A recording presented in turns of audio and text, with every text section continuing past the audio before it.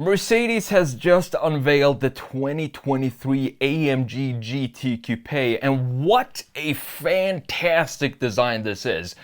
It's very rare that I see a new car and instantly think to myself that I need this car. This is one of these cars that I want to have in my imaginary turntable in my garage and just have it turn around slowly so I can analyze all the lines, graphic proportions of this car. It's a stunning design. So the thing is, when the first AMG GT was introduced in 2016, it was one of these designs that I thought, how the heck are they gonna improve on this design, because it was such a fantastic design, both in the graphics and the proportions. If I were to sketch a sports car coupe, it would look like the AMG GT, the first generation, in the proportions specifically. So let's have a look at this article from Car and Driver, because before we jump into Photoshop, which I can't wait to do, specifically show you the interior. They didn't mess up the interior this time.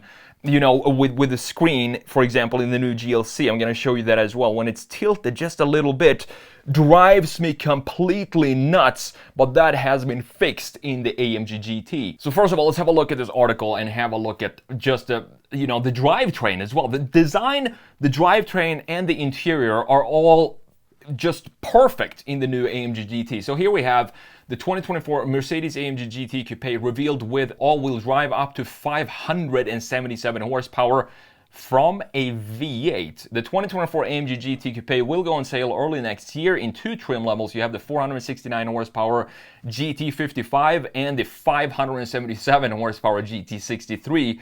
Well done, Mercedes. They're probably going to be a black series of this later on, which is going to be even more nuts, and an S and an R and a bunch of different versions of this moving forward. The new GT shares much of its mechanicals and technology with the latest SL Roadster, and for the first time the GT features standard all-wheel drive and available rear seats. However, it's a very clever all-wheel drive system, so if you want it, you can still have it 100% rear-wheel drive. The redesigned 2024 GT Coupe, which in borrowing heavily from the SL Roadster, embraces more of the grand touring side of the spectrum. It looks like a proper GT car, but it still looks very, very much almost like a supercar with these proportions that we have here. The super long hood. Gonna talk more about that in a second in Photoshop. Gonna compare it to the old one and show you the differences. Its structure is composed of an aluminum space frame with steel, magnesium, and carbon fiber elements, and overall dimensions have, of course, increased as they tend to do when a new model comes out these days, slightly over its predecessor. You have active aerodynamic systems that can be found in the front underbody as well as with the active rear spoiler. AMG says that the overriding mission of the GT's redesign is to satisfy existing customers who've asked for greater practicality without a drop in performance. And I think, honestly, just look at this design. I think the current existing customers of the AMG GT are going to have their mind blown when they see this in real life. So as I said, you have the all-wheel drive system that can route out to 50% of the engine's torque to the front wheels, or 100% to the rear axle if you jump into drift mode. It's powered by the twin-turbo 4-liter V8, which will pump out 469 horsepower and 516 pound-feet of torque in the base GT55. And you have also the GT63 with 577 horsepower and 590 pound-feet of torque. So both of these models come with the V8, the 4-liter V8, and that is fantastic news. It's also connected to a 9-speed automatic transmission. Great, everything is great so far. We're going to talk more about this rear end design in Photoshop as well. So in addition to these features that we talked about, you also have rear wheel steering and electronically controlled limited slip rear diff, an optional nose lift system that can raise the front end 1.2 inches, which I think is a good idea because you don't want to scrape this beautiful nose like that we have right here on a curb going up to a gas station or something like that. So it's a good idea to get that option. And they say that the GT63, even though this is heavier than the predecessor, you're still going to be able to go 0 to 60 in 3 seconds. You have 21-inch forged aluminum wheels as option.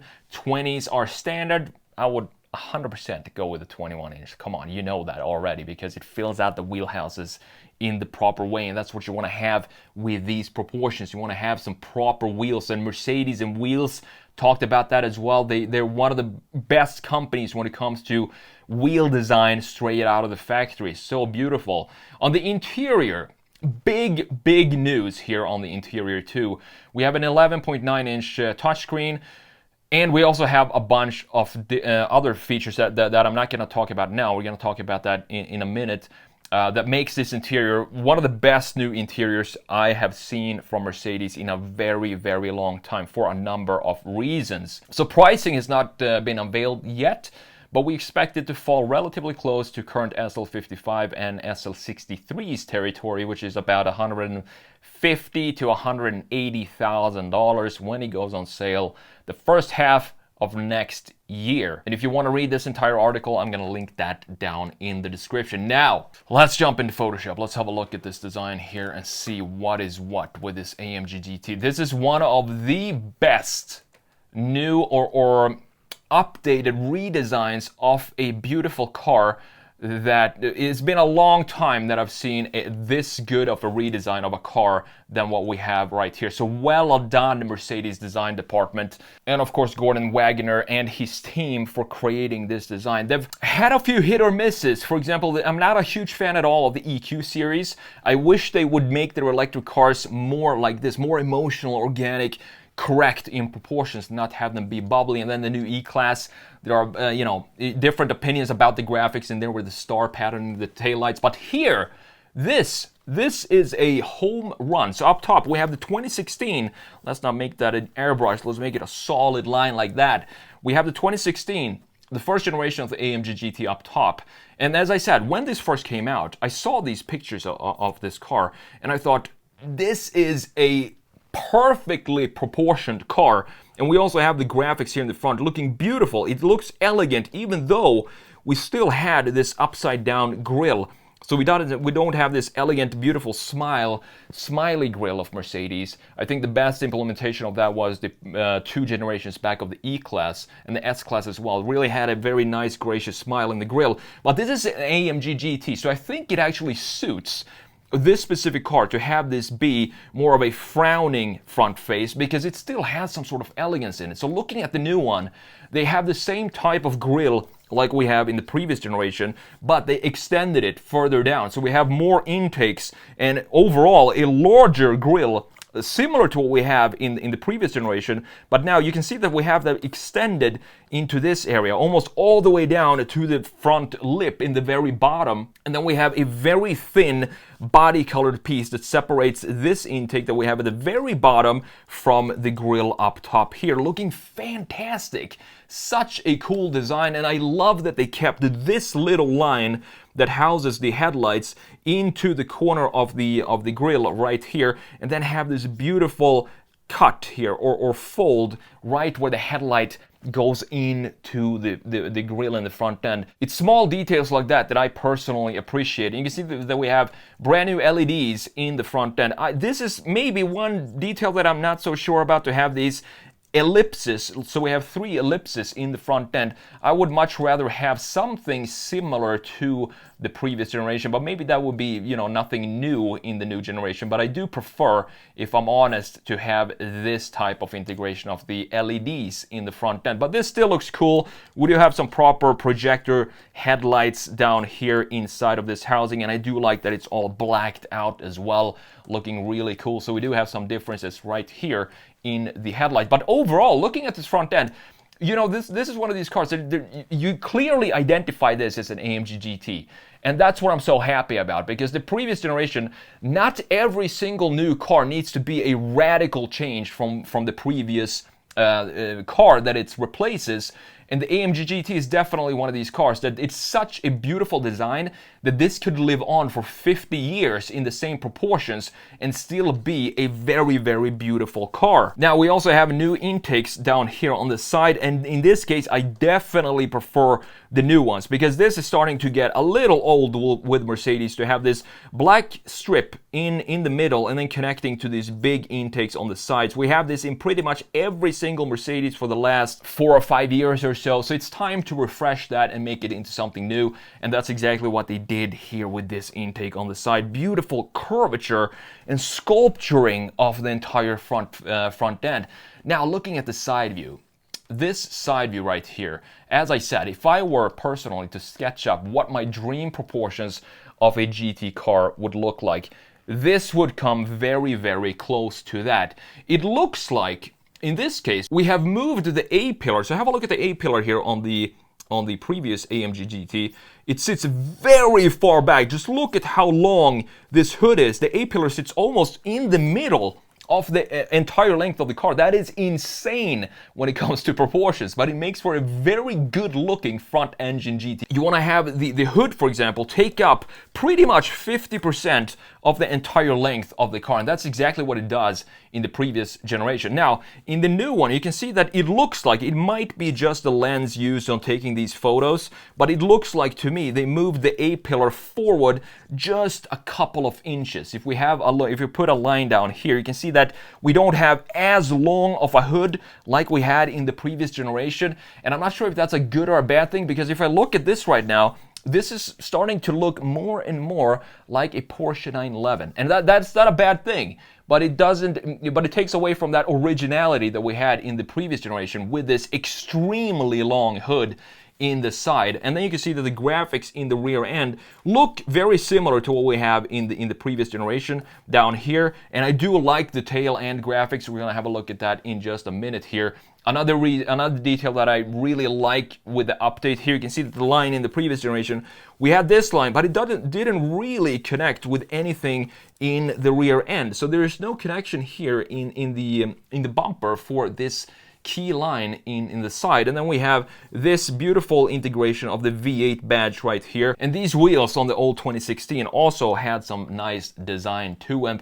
But have a look at these these are probably the 21 inches. I can't really read. It looks like it says 21 right here. It's very pixelated, but I do believe that these are the optional 21-inch wheels, and these are, of course, the ones you want to go with for the AMG GT. And specifically, when you're buying a Mercedes, you can essentially never go wrong with the optional wheels that they have to offer, because they all look so good. But talking about this key line here at the bottom, I love what they did here with this intake now being a part of the line in the bottom. So we have this big vent here in the front fender now goes in to the same sort of line that we had in the 2016 model, and we still don't really have a connection to it in the bumper back here, but that's okay, because we have a connection between this feature and this feature like we have right here now in the new 2024 AMG GT. The proportions are still on point. You can see that they moved the side mirror here from being in the corner of the glass or the window to now having it be on the door. So it's mounted on the door, and I think that adds to the more exotic feel of this car and more of a sports car feel than we had in the previous generation. And again, these wheels, 21 inches, these are definitely the ones I want to go with. Even though they are black in this case, with the silver outline or the silver circle going around all the black and the yellow brake calipers, it just looks absolutely stunning to me. Now let's have a look at the rear end before we jump in and have a look at the interior, which is also, as I said, a big deal for this new Mercedes. Up top in the 2016 model, very clean in both the graphics and the proportions. It still looks very modern, the AMG GT, and this is what happens when you have a timeless design with proportions and graphics like this. You can just update the graphics and it will still look like a very modern car, and that's exactly what happened here. This is the AMG GTS, so this is not the 2016 model. I think this came out in 2018 or something like that. I just wanted to put the wing up here because we do have an optional carbon fiber package on this specific 2024 down here with the wing. You have some carbon fiber down here at the bottom, and have a look at this diffuser. How cool is this? Super functional. It looks almost industrial, and I do like that when we have an organic overall feel for the car, but where it really matters for the aerodynamics, the engineers really took over from the designers and made it properly functional, and that's exactly what it looks like happened down here. And then we have these AMG tailpipes looking fantastic, in addition to the curvature of the housing of the diffuser up here as well. And these taillights. So let's talk about these taillights. I'm glad Mercedes did not put a full light bar in here, because I feel that is being overplayed, and you don't need to have that in every single model these days. So I'm glad that they just connected this with a black piece of trim right here. It looks like you have the reverse lights being located right here, and you have the same type of ellipsis in the tail end like we have in the front end. So you have a connection with the front end graphics, what's inside the housing of the headlight, to the connection to the rear end. And have a look at this beautiful shoulder here. This angle is probably the angle that most reminds me of the Porsche 911, because we have the same type of curvature going here. So we have this beautiful shoulder or muscle going over the rear axle, looking fantastic. And here you can see these wheels and tires from the 3/4 rear view. Just how planted this looks with these beefy wheel tires that we have here. I'm not sure how wide these are, but they look wide enough to me, and they also look like the wheel is almost sitting flush with the bodywork coming out of the factory.